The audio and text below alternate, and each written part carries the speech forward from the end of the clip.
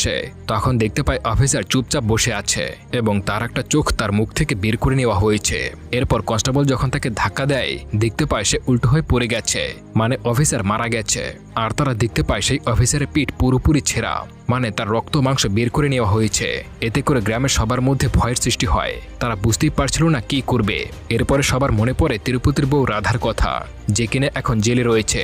এই রাধাই আগেরবার সবার সমস্যা মিটিয়েছিল। এসব শোনার পর রাধা বলে, আমি যেই কষ্ট করে সমস্যাটা সমাধান করলাম সেটা তোমরা আবার গ্রামে কবর দিলে। গ্রামের লোকেরা তাকে এই সমস্যার সমাধান করার জন্য অনুরোধ করে। তখন সে বলে তার দিদা একজন সাধু ছিল, সবসময় ধ্যানের মধ্যে ডুবে থাকতো।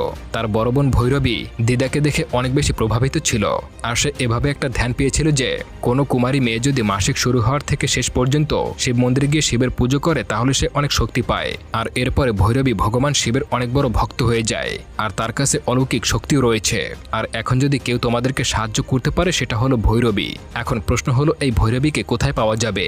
ভৈরবী এখানে একটা মন্দিরে যাওয়া আসা করে। এটা শোনার পর গ্রামের সবাই তার কাছে চলে যায়। এরপরে আমরা ভৈরবীকে দেখতে পাই, তার কাছে রয়েছে অনেক শক্তি।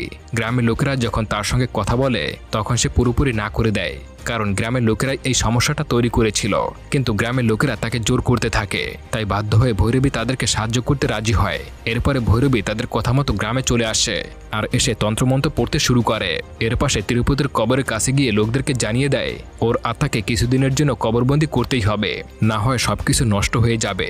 এরপর সে কিছু দড়ি এবং ত্রিশূল দিয়ে মন্ত্র পড়ে কবরটাকে বন্ধ করে দেয়, যাতে করে তার আত্মা কোনোভাবেই বাইরে বের না হতে পারে। এরপর সে গ্রামের লোকদেরকে জানিয়ে দেয় যে এই চক্রটা যেন ঠিক এইভাবে থাকে কমপক্ষে 15 দিন। কেউ যেন ওইটাকে না ছয় বা না ধরে, তাহলে কিন্তু বিপদ ঘনিয়ে আসতে সময় লাগবে না। এটা শোনার পর গ্রামের লোকেরা ডিসাইড করে যে এই কবরের পাশে এসে পাহারা দেবে।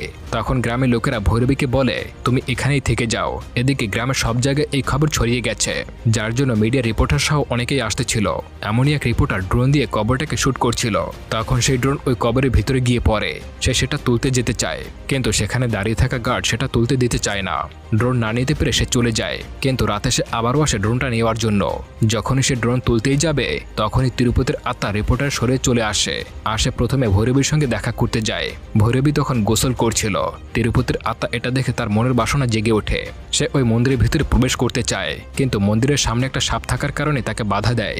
এরপরে ভৈরবী আসে এবং তাকে লাথি মেরে সেখান থেকে বের করে দেয়, আর মন্ত্রশক্তি দিয়ে তাকে সেখান থেকে অনেক দূরে পাঠিয়ে দেয়। ভৈরবী তাকে বলে আমি থাকতে তুই এই গ্রামের কোনো ক্ষতি করতে পারবি না। এইভাবে অপমানিত হয়ে সে সেখান থেকে চলে যায়। কিছুদিনের জন্য তিরুপতি পুরোপুরি হাওয়া হয়ে যায়, তার কোনো আক্রমণ ছিল না কোথাও।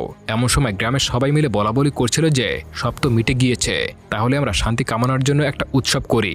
সেই জন্য মন্দিরে বসে তারা